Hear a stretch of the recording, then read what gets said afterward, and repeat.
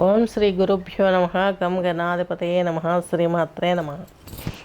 ఈరోజు మనము 2025 మే 1 పక్షం అంటే మే 1వ తేదీ నుంచి 15వ తేదీ వరకు జరుగు పక్ష ఫలాలలో అంతర్భాగంగా గోచారం ఎలాగుందో చూద్దాము.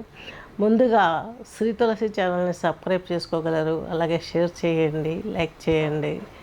ఇవి చేస్తూ ఇక్కడ జరిగే కొన్ని విశేషమైనటువంటి విద్యలు, యోగ విద్య, యోగాతో అనుసంధానం, అలాగే పంచభూతాలతో అనుసంధానం, వీటన్నిటితో కూడుకొని సంగీతంతో అనుసంధానం, ఇవన్నీ కలవేసి ఉన్న సబ్జెక్టును మరలా పైకి తెస్తున్నాం. ఎవరు కనిపెట్టింది కాదు, గతంలో ఉన్నటువంటి విద్యను మరలా ఒకసారి మనము రీసైకిల్ చేసుకుంటున్నాం. యోగా క్లాస్ కావాలన్నా, అస్ట్రాలజీ క్లాస్ కావాలన్నా, థెరపీ సెక్షన్, మ్యూజిక్తో కూడిన థెరపీ కావాలన్నా ఇక్కడ లభించును. మీరు ఆలోచించి నెమ్మదిగా క్లాస్లో జాయిన్ అయ్యి మీ యొక్క ఆరోగ్యాన్ని, ఆర్థిక పరిస్థితుల్ని అన్నింటినీ కూడా సవ్యంగా నెరవేర్చుకోగలరని, మీ కోరికలు తీర్చుకోగలరని ఆశిస్తూ ముందుకు వెళ్దాము. ముందుగా గ్రహచారం ఎలా ఉంది? రవి వచ్చేసి మేషరాశిలో ఉన్నాడు, గురుచంద్రులు వచ్చేసి వృషభ రాశిలో ఉన్నారు, శుక్రుడు, రాహువు, శని, బుధులు వచ్చేసి మనకు ఈ యొక్క మిథున రాశి సంచారం చేస్తున్నారు, కుజుడు వచ్చేసి కర్కాటక రాశి సంచారము, అలాగే కేతువు వచ్చేసి మనకు ఈ యొక్క సింహరాశి సంచారం చేస్తున్నారు. సో ఇక్కడికి వచ్చేసరికి మనకి ఫలితాలు ఎలా ఉన్నాయని తీసుకున్నట్లయితే ముందుగా 6వ తేదీ 6వ నెల అంటే 6వ తేదీ మే 6న మేషంలోకి బుధుడు వస్తున్నాడు, 14 మేన వృషభంలోకి రవి వస్తున్నాడు, 14 మిథునంలోకి గురువు యొక్క మిథున రాశి సంచారం చేస్తున్నారు. ముందుగా మేషరాశి తీసుకున్నట్లయితే ఈ యొక్క అశ్విని నక్షత్రం 4 పాదాలు, భరణి నక్షత్రం 4 పాదాలు, కృతికా నక్షత్రం 3 పాదాలు కలిపి మనకు 1 పాదం కలిపి మనకు వృషభ రాశి, వృషభ లగ్నం కిందకి వర్తిస్తుంది. వృషభ రాశి, వృషభ లగ్నం వారికి ఎలా ఉందని తీసుకున్నట్లయితే వీరికి చక్కగా ఫలితాలు అనేటివి తీసుకున్నట్లయితే మీ రాశి అధిపతి మీకు 6th హౌస్లోకి 4th నుండి 5th హౌస్లోకి వస్తున్నాడు. ఇప్పుడు ఈ యొక్క మీకు ఈయన రావడం ఈ యొక్క సంచారంలోనే మీకు ముందు ఆల్రెడీ చతుర్థంలో ఉన్నాడు, సింహం లేకుండా కర్కాటక రాశిలో 4వ ఇంట్లో ఉన్నాడు. ఈయన మీ రాశి అధిపతి, అష్టమాధిపతి. ఈయన వచ్చేసి మీకు 4th హౌస్లో ఉండడం, నీచలో ఉండడం కొంచెం ఇబ్బందికరమైనటువంటి పరిస్థితులు ఎదుర్కొంటారు.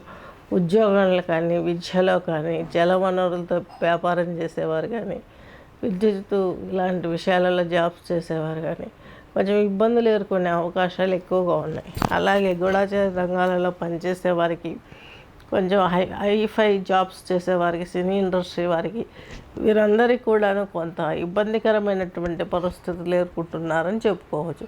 కానీ ఈ యొక్క పరిస్థితికి మనకు ఖచ్చితంగా ప్రతిదానికి ఒక రెమెడీ ఉంటుంది.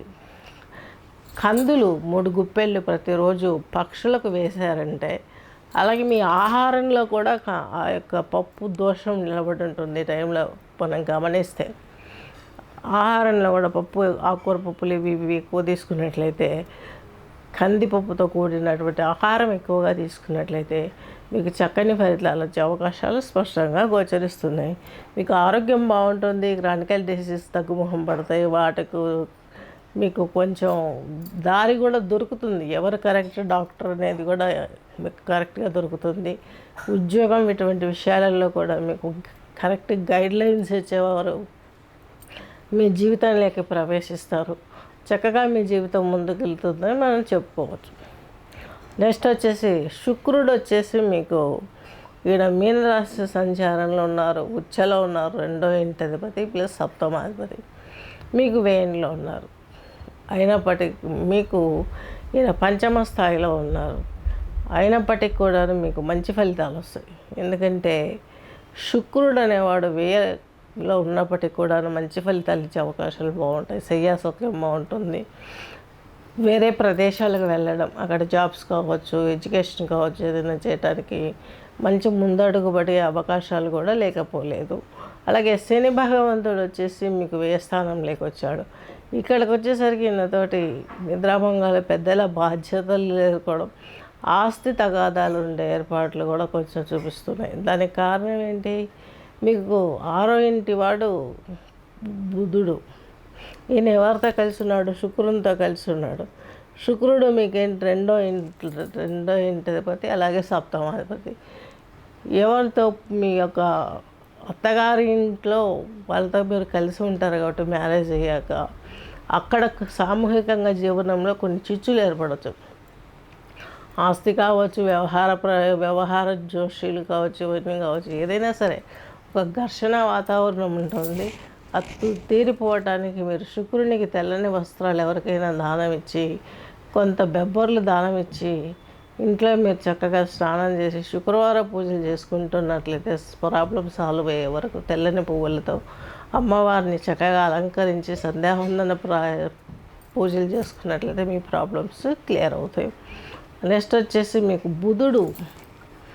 ఈయన మీకు మేషరాశిలో సంచారంలోకి రావడానికి ఇంకొద్ది రోజుల్లో టైం పడుతుంది.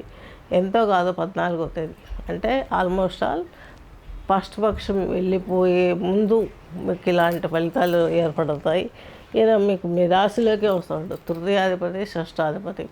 శత్రు, రుణ, రోగ ఒత్తిడి మీకు ప్రబలంగా ఉంటుంది.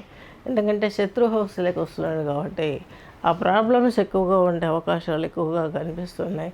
తండ్రి మూలకమైనటువంటి ఆస్తిపాస్తులు వచ్చే అవకాశాలు కూడా లేకపోలేదు. నెక్స్ట్ వచ్చేసి బృహస్పతి మీకు తృతీయంలోకి వెళ్తున్నాడు కాబట్టి గత జస్ట్ ఒక 3-4 డేస్లో దీని మూలంగా కూడా మీకు సెకండ్ పక్షంలో ఆల్మోస్ట్ ఆల్ మీకు గురువు మిథునంలోకి 3వ రాశిలోకి వస్తాడు. వ్యయాధిపతి, at the same time 9th భావాధిపతి. ప్రాబ్లమ్స్, దాయుధుల ప్రాబ్లమ్స్ జటిలంగా మారే అవకాశం ఉంది. నువ్వా నేనా అన్నట్టు తగ్గుముఖం లేకుండా పోరాడే అవకాశం ఉంది.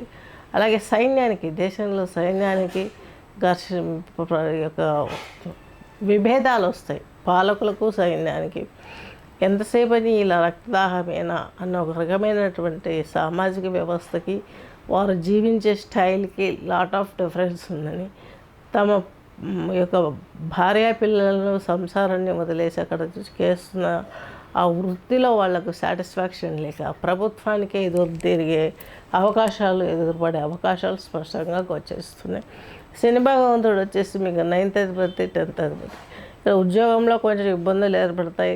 మీకున్న ఈ సమస్యల కారణంగా ఉద్యోగం చక్కగా నెరవేర్చుకోలేకపోతారు.